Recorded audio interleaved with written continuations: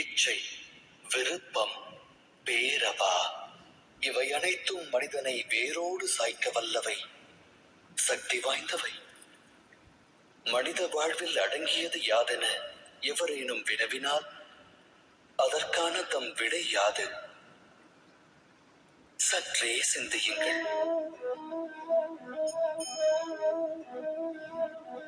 ஆழ்மனதிடம் இவ்வினா எழுப்பினால் அது அட்சர லட்சணமாய் கூறும் ஆசை என்று. ஆசை யாரை விடும்? அது அனைவரின் மனதிலும் வேரை விடும், தம்மிலும் ஊற்றெடுக்கும்.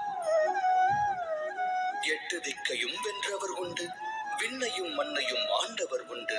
ஆனால் ஆசை வென்றவர் அண்டத்தில் இல்லை. ஆசையெனும் மோகத்தை தேடுவதன் மூலம் அனைவரும் அலைவர் அல்லும் பகலும். எனினும் மோகம் என்னும் அக்கூட்டில்தான் ஞானமும் வாசம் செய்கின்றது. அது எவ்வாறு?